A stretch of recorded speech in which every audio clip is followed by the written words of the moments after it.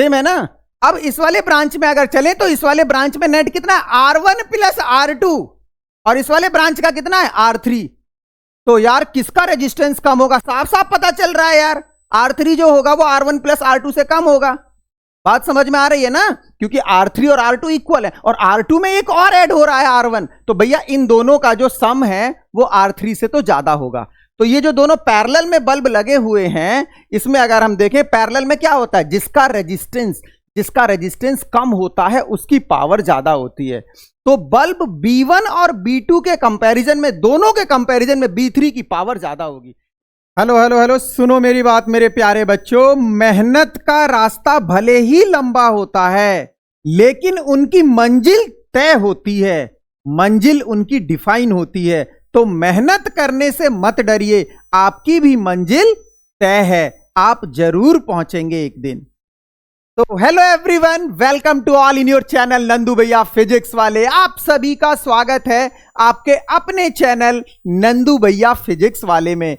अब हम लोग करंट इलेक्ट्रिसिटी के सबसे लास्ट टॉपिक की तरफ आ चुके हैं, और जो कि हमारा इलेक्ट्रिक पावर और हीट एनर्जी है, और जो मिशन चल रहा है 90 प्लस स्कोर करने का, इसमें आज हम लोग ये देखेंगे कौन सा बल्ब ज्यादा ग्लो करेगा। अरे भाई घर में बल्ब लगा दिया आपने, 3 बल्ब लगा दिए सीरीज में, तीनों की पावर सेम है, कौन सा बल्ब ज्यादा ग्लो करेगा ये तो आपने पता ही नहीं किया था। तो इसे पता करने का टाइम आ चुका है और आज हम ये पता करेंगे कौन सा बल्ब ज्यादा ग्लो करेगा। तो आपको बताया गया है मेहनत करते रहिए, आपकी मंजिल तय है। तो क्या देखेगा भाई मेरा, कौन बल्ब ज्यादा जली, कौन बल्ब ज्यादा ग्लो करी, ये देखे के भाई मेरा, चली जा। तो चलिए स्टार्ट करते हैं। Heating effect of electric current. तो heating effect of electric current का क्या मतलब है, ये सेंटेंस आपने पहले भी सुना होगा जब आप 10th क्लास में होंगे। तो heating effect of electric current, नाम से ही पता चल रहा है मेरे बच्चों कि अगर आप इलेक्ट्रिक करंट फ्लो कराते हैं, चाहे किसी वायर में फ्लो कराएं या किसी इलेक्ट्रिक अप्लायंस में फ्लो कराएं, तो वो वायर या अप्लायंस जो है वो गर्म होने लगेगा। गर्म होने का मतलब हीट प्रोड्यूस करने लगेगा। इसी फिनोमिना को हम बोलते हैं heating effect of electric current. It means होता क्या है कि इलेक्ट्रिक एनर्जी से हीट एनर्जी प्रोड्यूस होती है मेरे बच्चों, ठीक है। जब आप करंट फ्लो कराएंगे तो करंट की वजह से क्या होगा मेरे बच्चों, करंट की वजह से हीट जनरेट होगा। इसी को बोलते हैं heating effect of electric current. अब ये जो हीट जनरेट होगा किसी वायर में हो सकता है, कोई भी वायर हो सकता है, कंडक्टिंग वायर आपका, या कोई आपने सिंपल रजिस्टर लगा दिया, रजिस्टर में हो सकता है, या आपने कोई अप्लायंस यूज कर लिया, अप्लायंस में हो सकता है, इलेक्ट्रिक अप्लायंस में कुछ भी बल्ब यूज कर लिया, आयरन यूज कर लिया, टीवी यूज कर लिया, रेफ्रिजरेटर यूज कर लिया। तो इसका मतलब यह हुआ कि अगर आप इलेक्ट्रिक करंट फ्लो करा रहे हैं तो इलेक्ट्रिक करंट की वजह से हीट जनरेट होता है। इसी को कहते हैं heating effect of electric current. अब कॉन्सेप्ट ये उठता है कि ये जो heating effect of electric current है ये एक्चुअल में हो कैसे रहा है। कोई भी अप्लायंस है या कोई वायर है, उसके अंदर हीट कैसे जनरेट हो गया।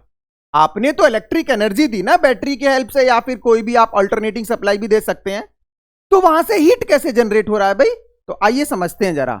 अगर हम इसको समझने की कोशिश करें मेरे बच्चों, तो देखिए बहुत सिंपल सा कॉन्सेप्ट है, मैंने यहां पर एक्सप्लेन कर रखा है, आप इसको देख सकते हैं, बट फिर भी मैं आपको लॉजिक के साथ आपको बताने की कोशिश करता हूं। मैं देखिए आपने क्या किया, बहुत ध्यान से समझना।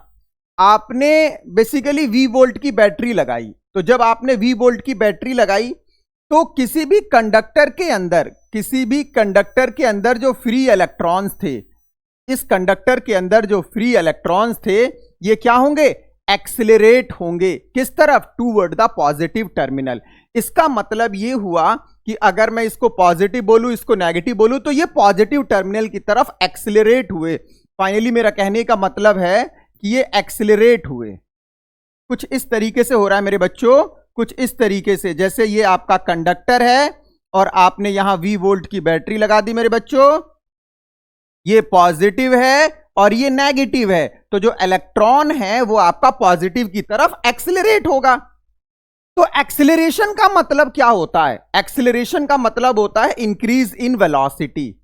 Increase in velocity, velocity increase होगी, इंक्रीज इन वेलोसिटी।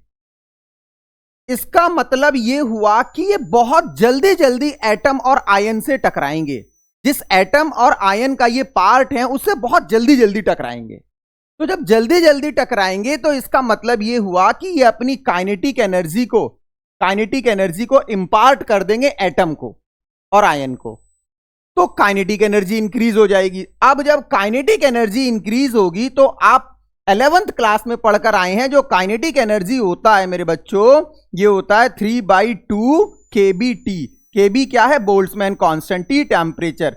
इसका मतलब किसी भी मॉलिक्यूल का, किसी एटम का अगर काइनेटिक एनर्जी इंक्रीज हो रहा है मतलब उसके अक्रॉस का टेम्परेचर इंक्रीज हो रहा है, और जब टेम्परेचर इंक्रीज होगा इसका मतलब हीट प्रोड्यूस हो रहा है। बात समझ में आई? बहुत सिंपल है यार, बहुत सिंपल है। देखो अगर हम बात करें भाई ये किस तरीके से हो रहा है, आपने V वोल्ट की बैटरी लगाई, V वोल्ट की बैटरी से क्या हुआ? इलेक्ट्रॉन एक्सिलरेट हुआ toward the positive terminal. Acceleration का मतलब वेलोसिटी में इंक्रीज हुआ। वेलोसिटी इंक्रीज होने का मतलब मेरे बच्चों काइनेटिक एनर्जी इंक्रीज हो गई। काइनेटिक एनर्जी इंक्रीज होने का मतलब मॉलिक्यूल से जल्दी टकराएगा इलेक्ट्रॉन। तो इस केस में क्या होगा? वो अपनी काइनेटिक एनर्जी को इंपार्ट कर देगा। तो जब वो अपनी काइनेटिक एनर्जी को इंपार्ट करेगा तो काइनेटिक एनर्जी होता क्या है? 3/2 kBT। It means temperature raise कर जाएगा, और जब टेम्परेचर रेज कर जाएगा तो इसका मतलब वहां पर हीट प्रोड्यूस हो रही है।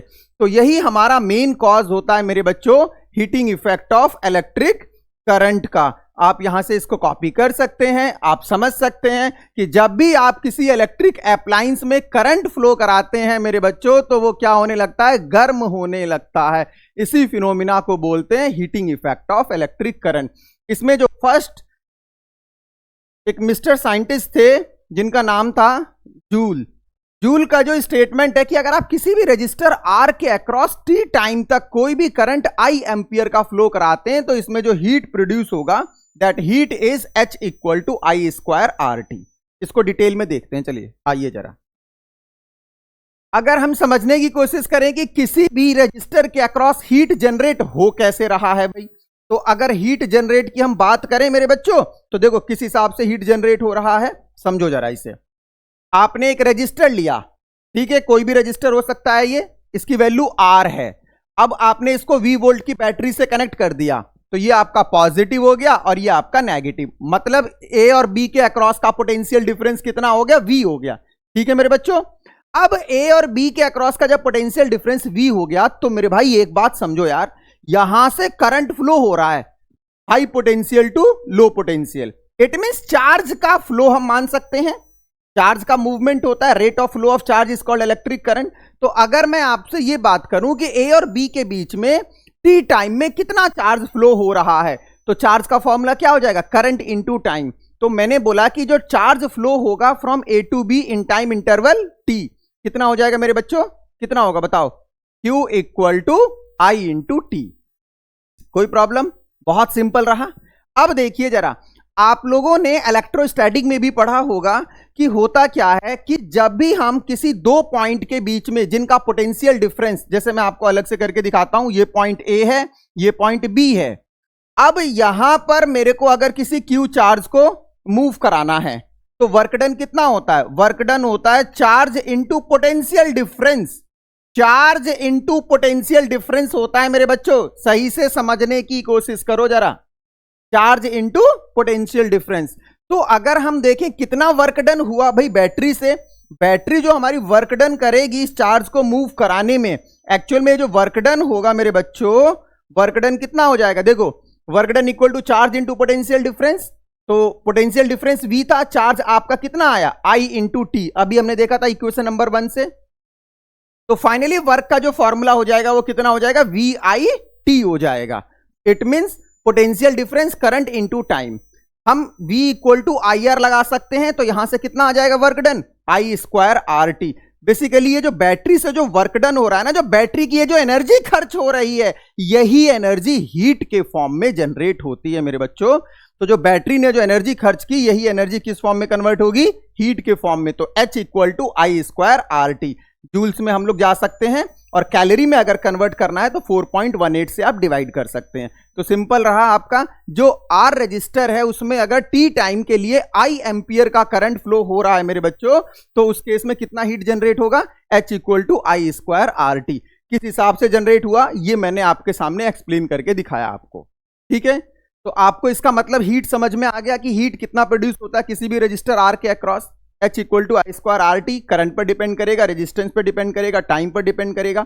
और भी सिचुएशंस चेंज की जा सकती है, कभी कभी क्या होगा, करंट नहीं दिया होगा, पोटेंशियल डिफरेंस दिया होगा, तो V equal to I R Ohm's law लगाकर हम लोग सॉल्व करेंगे। जब आपके सामने प्रॉब्लम रखूंगा तो वहां पर समझ में आएगा। फिलहाल एनर्जी के बाद अगर हम लोग पावर की बात करें जरा, इलेक्ट्रिक पावर का क्या मतलब है। देखिए इलेक्ट्रिक पावर, किसी भी अगर आप इलेक्ट्रिक अप्लायंस को देखेंगे, जनरली जब भी पावर की बात होती है तो बच्चों के दिमाग में क्या आता है, rate of doing work is called power, work upon time. बिल्कुल सही बात है, वर्क अपॉन टाइम को पावर कहते हैं। लेकिन वर्क की जो सिचुएशन है हर जगह अलग अलग होती है। मैकेनिकल वर्क अलग होगा, इलेक्ट्रिकल वर्क अलग होगा, थर्मल वर्क अलग होगा, हर जगह वर्क हम लोग अलग अलग देखते हैं ना, तो उसके अकॉर्डिंग इलेक्ट्रिक पावर, फिलहाल हम लोग इलेक्ट्रिक पावर देख रहे हैं तो इलेक्ट्रिक वर्क अपॉन टाइम देखा जाएगा। देखिए सिंपल है पावर का मतलब, जिस रेट से कोई भी इलेक्ट्रिक अप्लायंस एनर्जी कंज्यूम करता है उसी को उसकी इलेक्ट्रिक पावर बोलते हैं। जिसकी इलेक्ट्रिक पावर जितनी ज्यादा होगी वो उतना ही ज्यादा एनर्जी कंज्यूम करेगा पर यूनिट टाइम में। जैसे 1000 वॉट का एसी है और 500 वॉट का टेलीविजन है, एक एग्जांपल रख रहा हूं आपके सामने, और 200 वॉट का आपके पास फैन है। इसका मतलब एक सेकंड में जो सबसे ज्यादा खुराक है एनर्जी की, किसकी है वो, कौन ज्यादा खा रहा है, एसी ज्यादा एनर्जी खा रहा है। तो एनर्जी जो कंज्यूम हो रहा है पर यूनिट टाइम में, उसी को मैं पावर बोल रहा हूं, ठीक है। तो अगर हम यहां पर पावर को डिफाइन करने की कोशिश करें मेरे बच्चों, तो पावर को मैंने यहां पर बोला हुआ भी है, the rate at which electric work is done by the source of EMF in maintaining the current in electric circuit. भैया जो इलेक्ट्रिक सर्किट में करंट फ्लो हो रहा है ना, उस करंट को मेंटेन करके रखना है, कांस्टेंट करके रखना है उस तरीके के। तो वहां पर जो करंट फ्लो हो रहा है उस करंट को मेंटेन करने में जो वर्क डन होगा पर यूनिट टाइम, उसी को मैं पावर बोलूंगा।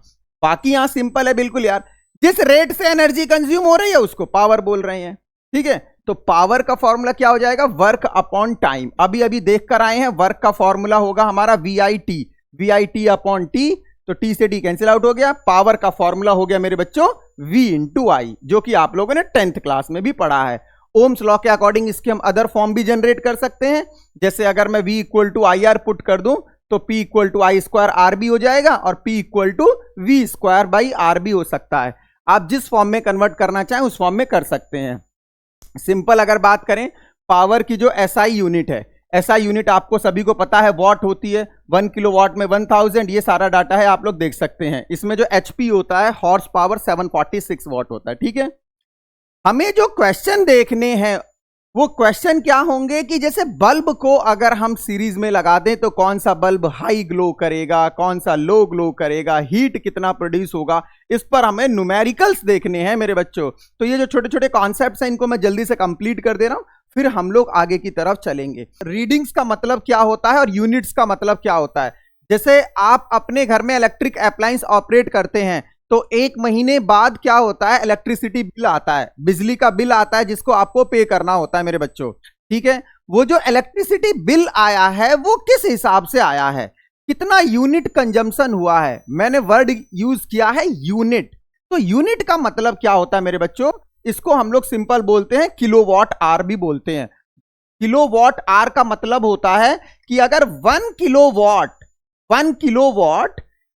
1 आर तक ऑपरेट होता है तो उसकी वजह से जो भी आपने एनर्जी कंज्यूम की, आपने मतलब इलेक्ट्रिक अप्लायंस ने, जो इलेक्ट्रिक अप्लायंस ने एनर्जी कंज्यूम की उसी को मैं बोलता हूं 1 यूनिट। 1 किलोवाट आर को अगर जूल में करूंगा तो 3.6 इंटू 10 टू द पावर 6 हो जाएगा। और नंबर ऑफ यूनिट कैलकुलेट करने का बहुत सिंपल सा मेथड है, आप इसको अप्लाई करिए आ जाएगा, watt into hour into day by 1000। मैंने 1000 से इसलिए डिवाइड किया क्योंकि इसको मैंने किलोवाट में किया है, ठीक है। और कितने आर ऑपरेट हुआ, कितने डे हुआ, उसके अकॉर्डिंग आप इजीली रीडिंग्स निकाल सकते हैं। और एक रीडिंग की जो भी कॉस्ट होगी उसके अकॉर्डिंग आप अपना बिल निकाल सकते हैं, ठीक है। तो ये बहुत सिंपल रहा, किस हिसाब से आप कर सकते हैं। अब हम चलते हैं इस चैप्टर के सबसे इंपॉर्टेंट पोर्शन की तरफ, जो कि आपका क्या है, concept of brightness of bulb. यहां से क्वेश्चंस बनेंगे भाई।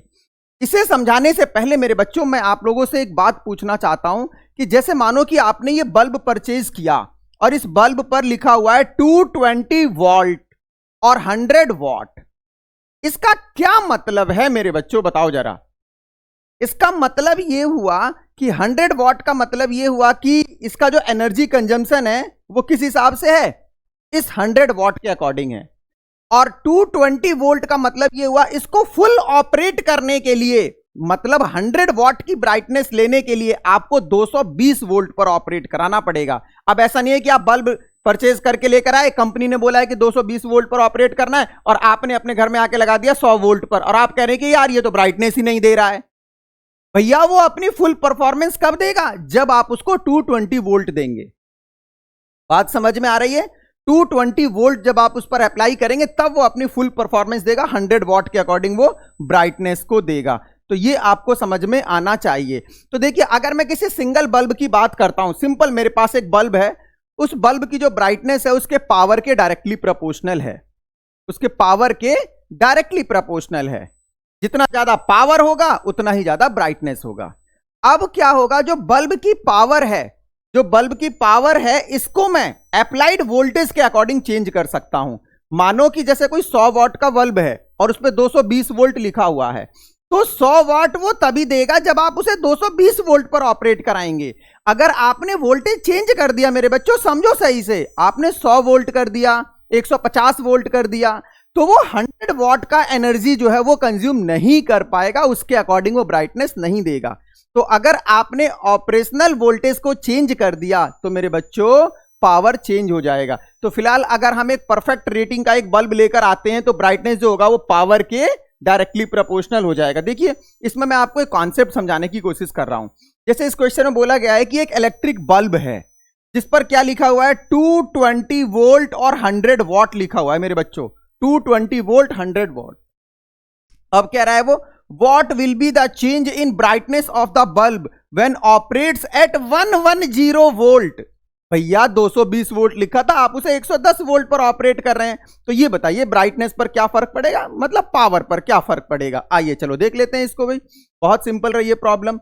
हमारे पास एक बल्ब है मेरे बच्चों, हमारे पास एक बल्ब है और इस बल्ब पर देखो इधर जरा, ये एक मैंने बल्ब बना दिया, ड्राइंग आप अपने अकॉर्डिंग देख सकते हैं।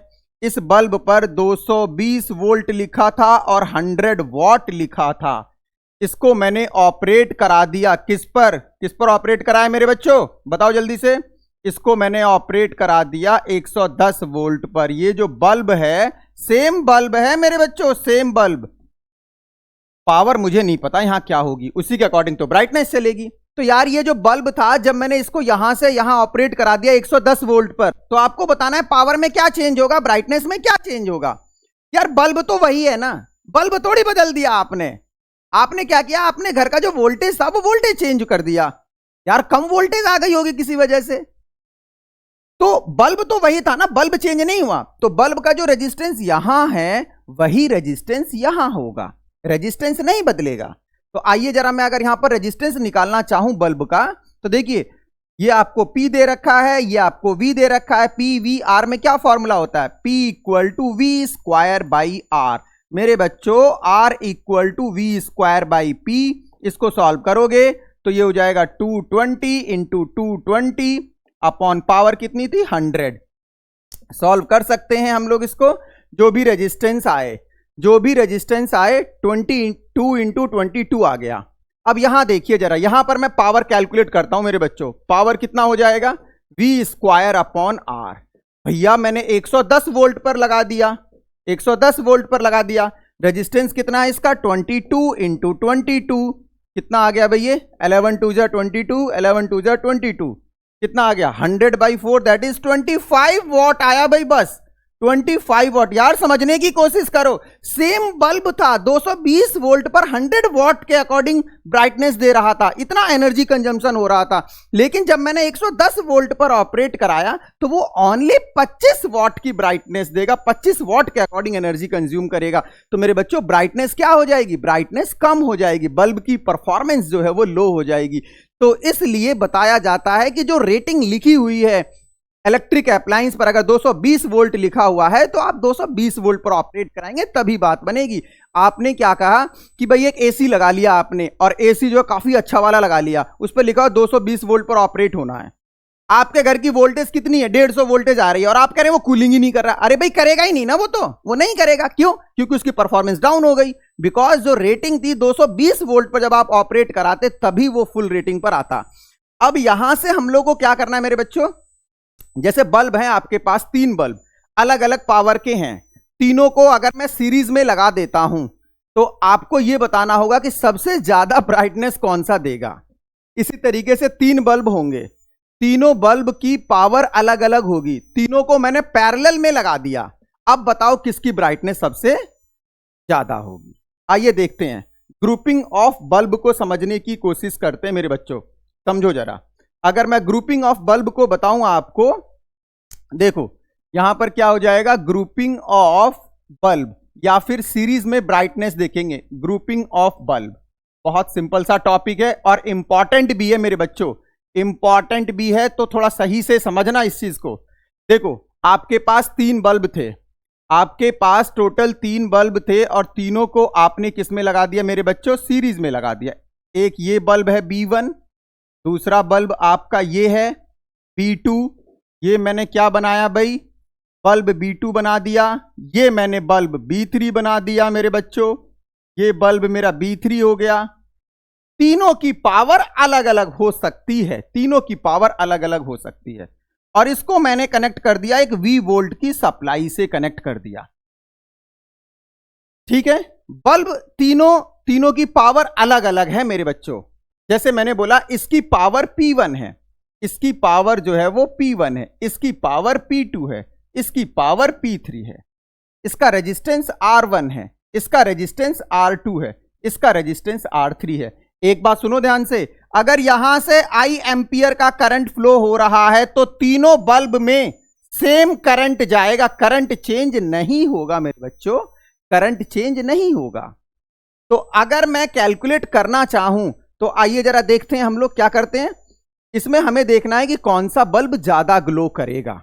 आइए देखते हैं भाई, समझो। एक मैं डाटा ले लेता हूं आपको समझाने के लिए।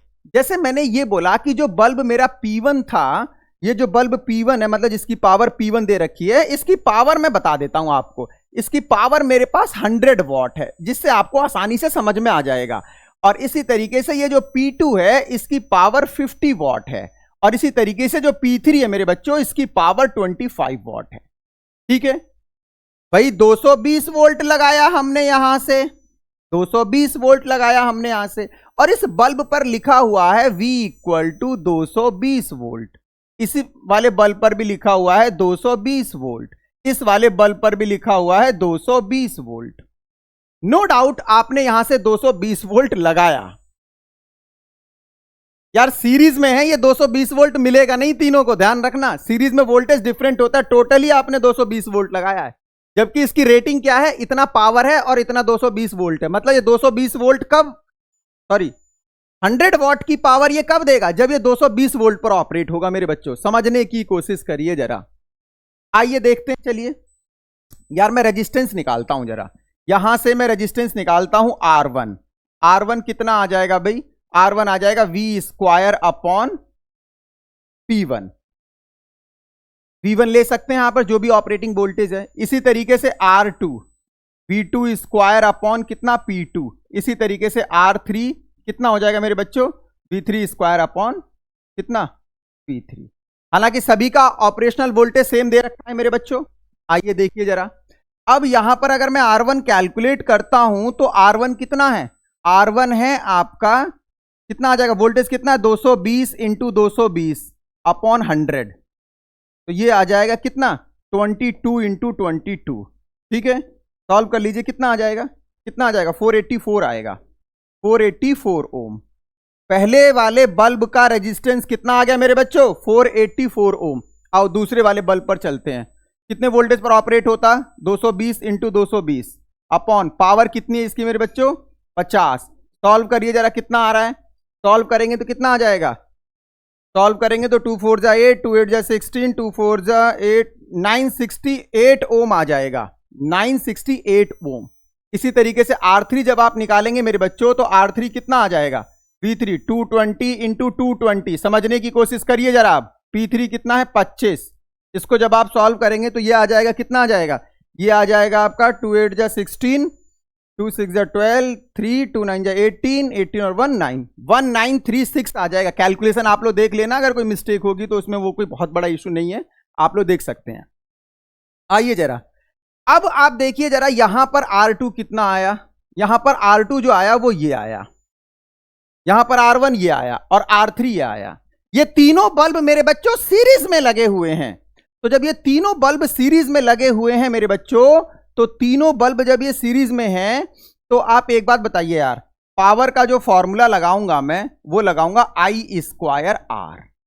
इसका मतलब ये हुआ कि करंट तो तीनों में सेम है, तो ज्यादा पावर कौन देगा, जिसका रेजिस्टेंस हाई होगा। और यहां पर अगर आप देखें तो रेजिस्टेंस किसका ज्यादा था, R3 का, R3 greater than R2 greater than R1।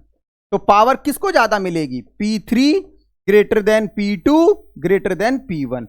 इसका मतलब आप समझने की कोशिश करिए जरा, आप देखिए जरा, इधर बहुत इंटरेस्टिंग फैक्ट आया यहां से निकलकर। मतलब यह हुआ कि जिसकी सबसे ज्यादा पावर थी, जिसकी सबसे ज्यादा पावर दे रखी थी, उसका ग्लो सबसे कम हो जाएगा। आप समझने की कोशिश करिए मेरे बच्चों। देखिए यहां पर क्या आया है, पावर जो आया है वो P3 का सबसे ज्यादा डिलीवर होगा, अगर आप इस तरीके से लगाते हैं तो, ठीक है। मतलब यह हुआ कि अगर आपने 3 बल्ब सीरीज में लगाए, तीनों की पावर क्या दे रखी है, अलग अलग दे रखी है, तो सबसे ज्यादा ग्लो कौन करेगा, सबसे ज्यादा ग्लो वो करेगा जिसका पावर सबसे कम है। सीरीज वाले केस की बात कर रहे हैं हम लोग, सीरीज वाले की। तो जो 25 वॉट वाला बल्ब है वो सबसे ज्यादा ग्लो करेगा मेरे बच्चों, ठीक है। आइए जरा हम पैरेलल के लिए चलते हैं, पैरेलल के लिए देखते हैं। सेम कॉन्सेप्ट मेरे बच्चों मैंने पैरेलल में लगा दिया, सेम कॉन्सेप्ट मैंने पैरेलल में लगा दिया। मेरे पास क्या था, 3 बल्ब थे, तीनों को मैंने किस में लगा दिया मेरे बच्चों, पैरेलल में लगा दिया। देखो इधर, ये हो गया आपका बल्ब B1, ये बल्ब B1। इसी तरीके से मेरे बच्चों समझो जरा, ये बल्ब B2, ये बल्ब B2 है, समझने की कोशिश करिए, समझते रहिए। और ये वाला बल्ब जो है वो B3 है मेरे बच्चों, ये वाला जो बल्ब है ये B3 है। तीनों के ऊपर क्या लिखा हुआ है, इसके ऊपर लिखा हुआ है 100 वॉट, 100 वॉट एंड 220 वोल्ट लिखा हुआ है। 100 वॉट, सॉरी 100 वॉट नहीं, इसके ऊपर हम लोग मान लेते हैं, इसके ऊपर लिखा हुआ है 50 वॉट और 220 वोल्ट। इसके ऊपर लिखा हुआ है 25 वॉट और कितना, 220 वोल्ट, तो 220 वोल्ट, ठीक है मेरे बच्चों। अब आइए जरा, इसको हमने यहां से कनेक्ट कर दिया 220 वोल्ट से, 220 वोल्ट से कनेक्ट कर दिया, V इक्वल टू 220। हालांकि पैरेलल में तो तीनों को क्या मिलेगा, पैरेलल में तीनों को वोल्टेज सेम मिलेगा। तो यार जब वोल्टेज सेम मिलेगा तो अब तो आपको समझ में आ रहा है, ये भी 220 पर ऑपरेट होगा, ये भी 220 पर ऑपरेट होगा, ये भी 220 पर ऑपरेट होगा। तो यार जिसकी पावर सबसे ज्यादा है वो सबसे ज्यादा ग्लो करेगा। अब तो ये सारे के सारे क्या करेंगे, अपनी फुल एफिशिएंसी पर वर्क करेंगे ना, क्योंकि सभी को इक्वल वोल्टेज मिला है। तो जिसकी सबसे ज्यादा पावर है वो सबसे ज्यादा ग्लो करेगा। ये तो सिंपल आपको समझ में ही आ रहा है। बाकी मैं इसको प्रूव करके दिखा देता हूं। देखिए, अगर आप यहां से R1 निकालेंगे, अगर आप यहां से R1 निकालेंगे मेरे बच्चों, R1 को निकालिए जरा। तो जब आप R1 निकालेंगे तो कितना आ जाएगा मेरे बच्चों, R1 के केस में आपका V² अपॉन P, ये हो जाएगा आपका V² मतलब 220 इंटू 220 अपॉन 100, ये आ जाएगा आपका 484। इसी तरीके से R2 निकालिए, V² upon P again 220 into 220 upon 50, कितना आ जाएगा मेरे बच्चों, ये आ जाएगा आपका 968। और इसी तरीके से R3 निकालिए मेरे बच्चों, V² upon P 220 into 220 upon 25, ये आ जाएगा आपका 1936। तीनों का रेजिस्टेंस ऑलरेडी पहले निकाल चुके हैं। पैरेलल में क्या है, वोल्टेज सेम है, तो पैरेलल में जो आप फॉर्मूला लगाएंगे पावर का, P equal to V square by R, voltage तो सेम है, तो कहां से ज्यादा पावर मिलेगी, आप देखिए जरा कहां से ज्यादा पावर मिलेगी, P inversely proportional to R, जिसका रेजिस्टेंस सबसे कम था वहां से पावर हमें ज्यादा मिलेगी पैरेलल में। इसका मतलब यह हुआ भाई, देखिए जरा R1 अगर मैं बात करूं, R1 less than R2 less than R3 मेरे बच्चों, तो क्या हो जाएगा, P1 greater than P2 greater than P3। इसका मतलब यह हुआ कि P1 जो है वो सबसे ज्यादा ग्लो करेगा, P1 सबसे ज्यादा ग्लो करेगा, और यही तो मैं आपको स्टार्टिंग से बताता हुआ आ रहा हूं, यही बताता हुआ आ रहा हूं ना कि कौन सा ज्यादा ग्लो करेगा। तो इस हिसाब से अगर हम देखें तो पैरेलल में सबसे ज्यादा कौन ग्लो करता है, जिसकी पावर सबसे ज्यादा होती है। और अगर हम सीरीज में बात करें तो सीरीज में सबसे ज्यादा ग्लो वो करता है जिसकी पावर सबसे कम होती है। गलती मत कर देना एग्जाम में, ठीक है ना। अब इस पर जो न्यूमेरिकल्स बनेंगे वो न्यूमेरिकल्स में थोड़े से करा देता हूं, आईआईटी जेईई में भी आई हुई प्रॉब्लम्स हैं, इन सभी को मैं सॉल्व करा देता हूं, ठीक है ना। तो आइए थोड़ा चलते हैं हम लोग कुछ क्वेश्चंस की तरफ, फिर यहां से हम लोग सीखेंगे। चलिए चलते हैं। देखिए ये जो प्रॉब्लम है आपकी आईआईटी एंट्रेंस एग्जाम में भी आई हुई है, आपके पास ये सिचुएशन दे रखी है। देखिए आपको बल्ब B1 B2 ये दोनों सीरीज में कनेक्ट किए हुए हैं मेरे बच्चों, यहां पर 100 वॉट 220 वोल्ट, 60 वॉट 220 वोल्ट, और ये जो B3 है इन दोनों के पैरेलल में है 60 वॉट 220 वोल्ट, और इस पूरे सिस्टम को हमने 250 वोल्ट से कनेक्ट कर रखा है। अब आपके सामने कुछ ऑप्शंस दे रखे हैं, इस ऑप्शंस में आपको बताना है कि कौन सा ऑप्शन पॉसिबल हो सकता था। जब आप एंट्रेंस में बैठे होते हैं तो आपका एक ही टारगेट होता है, किसी तरीके से मैं अपने सही ऑप्शन पर पहुंच जाऊं। वहां टैलेंट दिखाने की जरूरत नहीं है कि मैं तो सारी वैल्यू कैलकुलेट करूंगा। पूरे साल आपने प्रिपरेशन किए, सभी वैल्यू को कैलकुलेट किया है, बस अगर आप इसके सही ऑप्शन पर पहुंच गए, आपका एंट्रेंस हॉल में बैठकर काम हो गया। तो देखिए जरा समझने की कोशिश करिए मेरे बच्चों, जैसे यहां पर 250 वोल्ट है, तो यार ये दोनों तो पैरेलल में है ना, ये वाली ब्रांच और ये वाली ब्रांच, तो यहां पर भी 250 वोल्ट मिला, 250 वोल्ट, और यहां पर भी 250 वोल्ट मिला, क्योंकि ये पैरेलल में है भाई। बात समझ में आ रही है, ये पूरी ब्रांच इस वाले ब्रांच के साथ पैरेलल में है। अब हमें बताना है कि कौन सा बल्ब ज्यादा ग्लो करेगा। तो आइए पहले हम B1 और B2 को सीधे सीधे B3 से कंपेयर करेंगे। तो आइए जरा B3 की हम लोग पावर देख लेते हैं। B3 की पावर 60 वॉट और आपका जो है पोटेंशियल कितना 220 वोल्ट। तो इसका अगर मैं रेजिस्टेंस देखूं, समझना सही से, मैं पहले सभी का रेजिस्टेंस निकाल लेता हूं। तो अगर मैं R3 निकालता हूं मेरे बच्चों, R3 की अगर मैं बात करूं तो R3 जो आएगा मेरे बच्चों, कितना आएगा R3 आ जाएगा V स्क्वायर अपॉन P, और V कितना दे रखा है इसका, V 220 इंटू 220 अपॉन 60। ठीक है, आपने इस हिसाब से देख लिया। इसी तरीके से अगर आप यहां पर देखना चाहें तो इन दोनों का जो नेट है, इन दोनों का नेट, क्योंकि दोनों सीरीज में है, ये दोनों सीरीज में है ना, तो R1 प्लस R2, देखिए जरा इधर, R1 प्लस R2 अगर आप अप्लाई करेंगे तो उस केस में क्या आ जाएगा, इन दोनों का नेट आ जाएगा। अब अगर आप पावर की बात कर रहे हैं यहां पर, तो पावर कितना डिलीवर होगा इसके अक्रॉस, कितना डिलीवर होगा समझिए जरा। ये दोनों पैरेलल में हैं, तो R3 जो रेजिस्टेंस होगा वो R1 और R2 दोनों के नेट से कम होगा या ज्यादा होगा। इसके लिए हमें R1 और R2 निकालना पड़ेगा। तो चलिए भाई R1 भी निकाल लेते हैं यार। R1 कितना आएगा, R1 आ जाएगा आपका, कितना आया भाई, V स्क्वायर अपॉन P। इसका मतलब हुआ ये कितना, 220 इंटू 220 अपॉन 100, ये आ जाएगा 484। समझने की कोशिश करिए। यहां आइए जरा, R2 निकालिए। R2 जब निकालेंगे तो कितना हो जाएगा, V square upon P, V square upon P। अब यहां पर अगर मैं देखूं तो ये कितना हो जाएगा, 220 इंटू 220 अपॉन कितना है ये P कितना है 60 वॉट। अब देखो यार पूरा सॉल्व करने की जरूरत नहीं है, क्योंकि ये जो R2 है और R3 रेजिस्टेंस है ये सेम है। ये वाली वैल्यू देखिए यार, और ये वाली वैल्यू देखिए, ये सेम है, सेम है ना। अब इस वाले ब्रांच में अगर चले तो इस वाले ब्रांच में नेट कितना है, R1 प्लस R2, और इस वाले ब्रांच का कितना है R3। तो यार किसका रेजिस्टेंस कम होगा, साफ साफ पता चल रहा है यार, R3 जो होगा वो R1 प्लस R2 से कम होगा।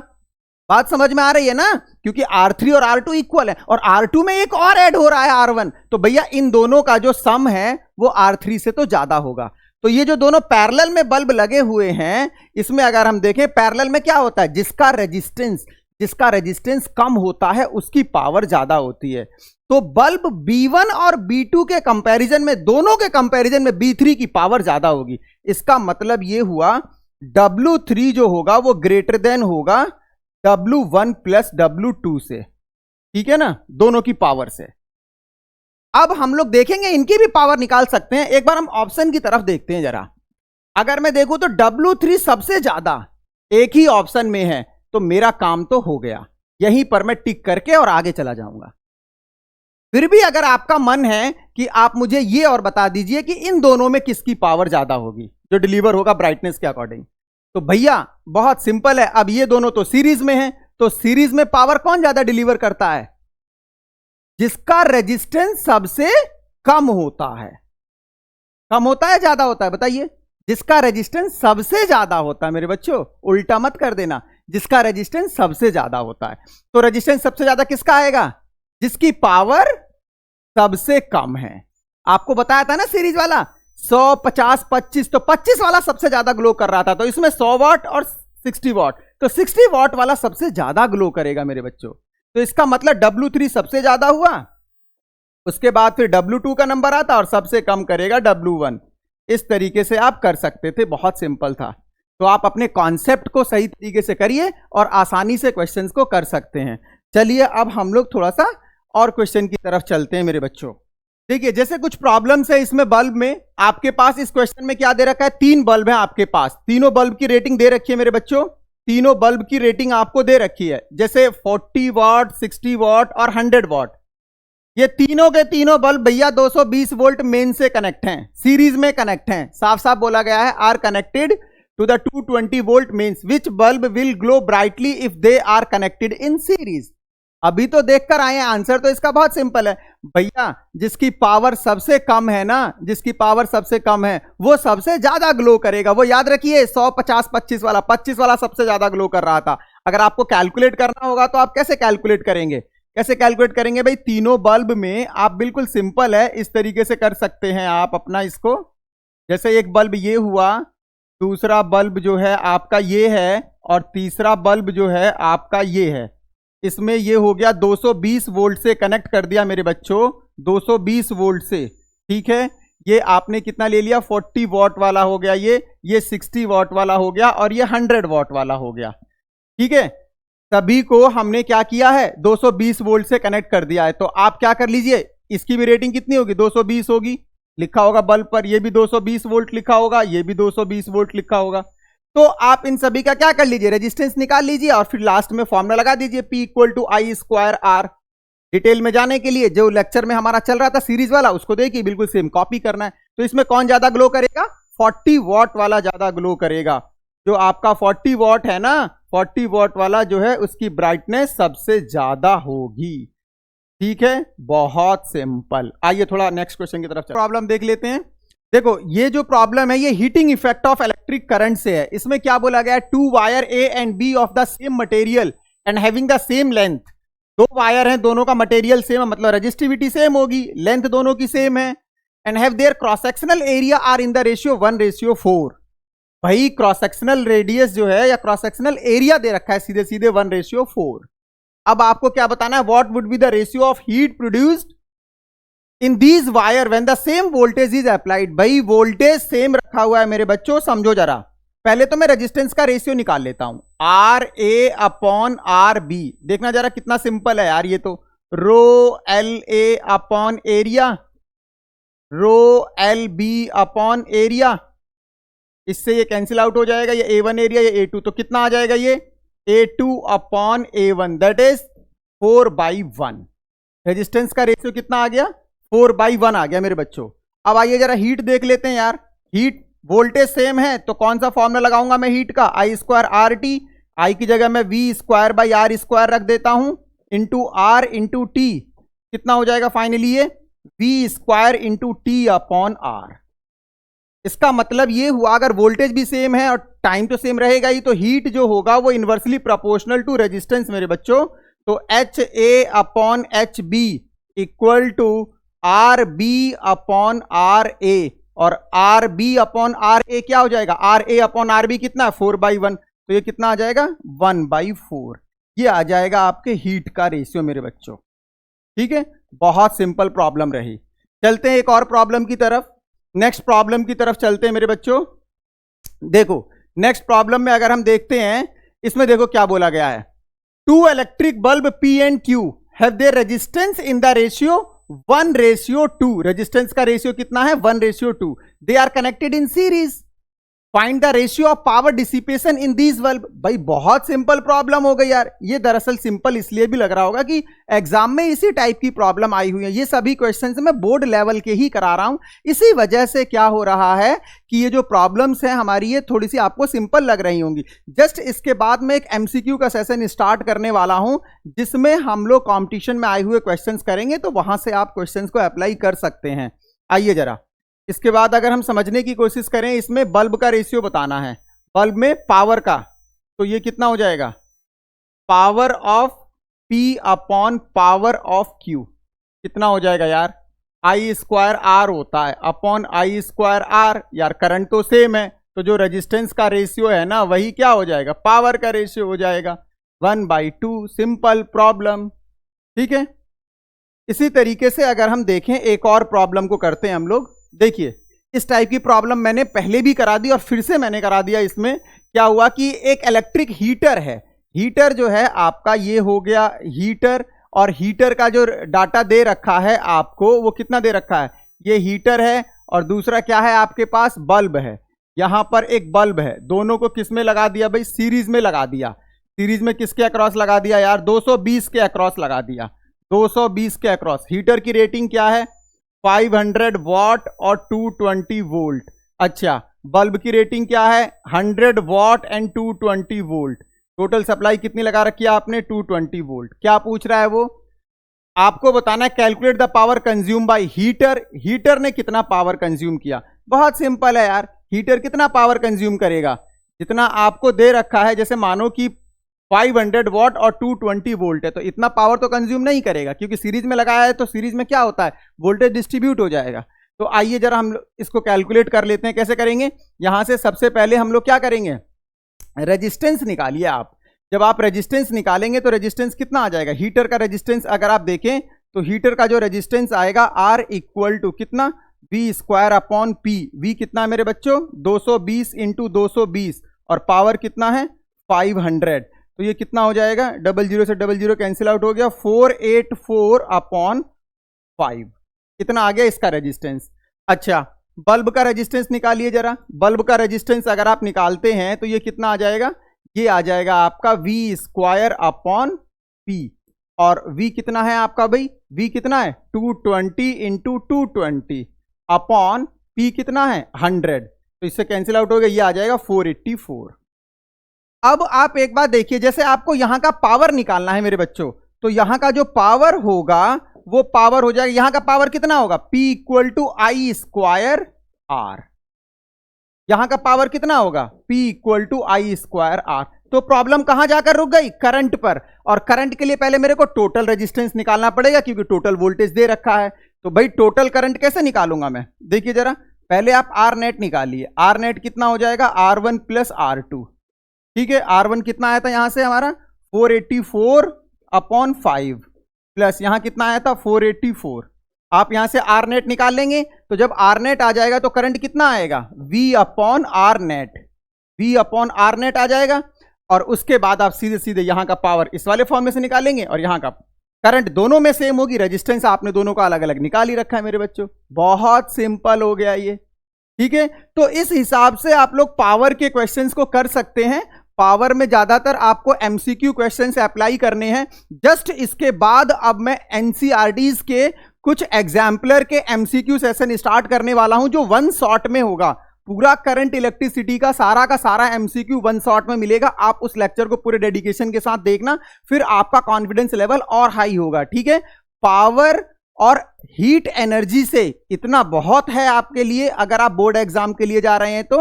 बाकी अगर आप कंपटीशन लेवल के लिए जा रहे हैं तो वहां के लिए तो कोई एंडिंग पॉइंट ही नहीं है। आप जितना मैक्सिमम से मैक्सिमम क्वेश्चन अप्लाई करेंगे उतना ही आपका कॉन्फिडेंस लेवल हाई होगा। So thank you for today, मिलते हैं नेक्स्ट लेक्चर में, बाय बाय।